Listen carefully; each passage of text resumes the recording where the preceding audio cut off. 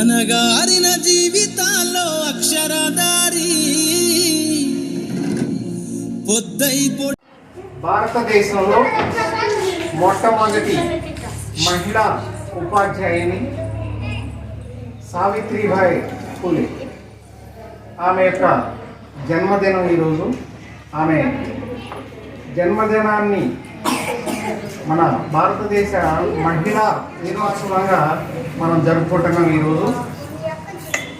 కాబట్టి ఇక్కడ మన పాఠశాలలో ఈరోజు మనకి మీకు చదువులు చెప్పేటువంటి గురువులు నలుగురు మహిళా ఉపాధ్యాయులు ఉన్నారు. ఈ నలుగురు మహిళా ఉపాధ్యాయులని మనం ఈరోజు సత్కరించుకుంటే ఆనాటి మహిళా ఉపాధ్యాయుని సావిత్రిబాయి ఫూలేని మనం సత్కరించుకున్నంత అనుకోవచ్చు. ఎందుకనంటే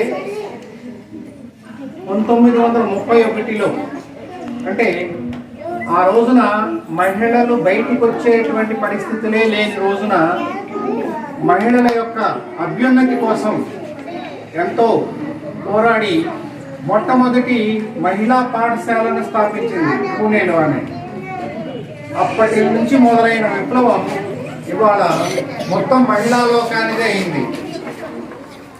కాబట్టి ఈ సందర్భంగా మన పాఠశాల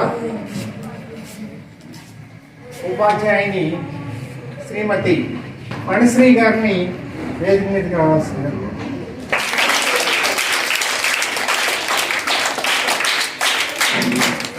అలాగే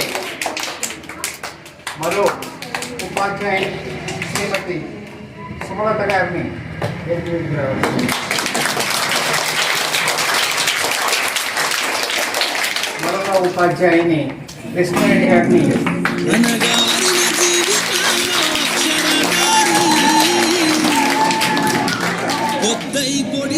చదువుల జెండగా మారి ఈ దేశపు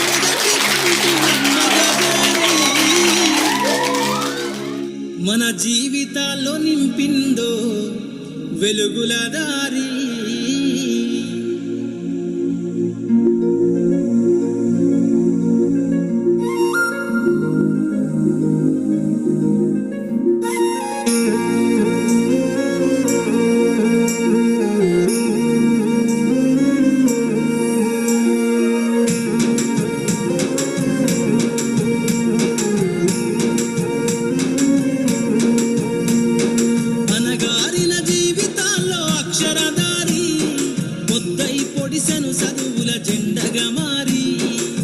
దేశపు మొదటి పంతులమ్మగా చేరి మన జీవితాల్లో నింపిందో వెలుగుల దారి. మరువద్దుర సమాజమా మహనీయులను, మరువద్దుర సమాజమా మహనీయులను, పూలే సావిత్రిబాయి త్యాగాలను.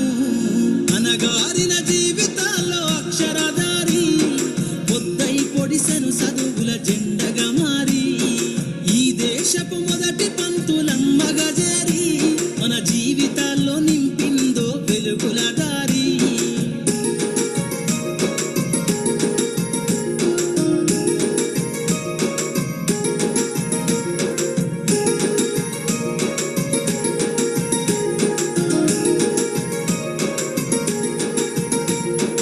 అజ్ఞానం గమ్ముకున్న రోజులను, ఆ చీకటిని చేసిన మేధస్సును, అజ్ఞానం గమ్ముకున్న రోజులను, ఆ చీకటిని చేసిన మేధస్సును, బలపం పట్టించిన బాధ్యతలను, ఆ సంఖ్యలను దంపిన జ్ఞాపకాలను, బలపం పట్టించిన బాధ్యతలను, ఆ సంఖ్యలను దంపిన జ్ఞాపకాలను, మరువద్దుర సమాజమా మహనీయులను,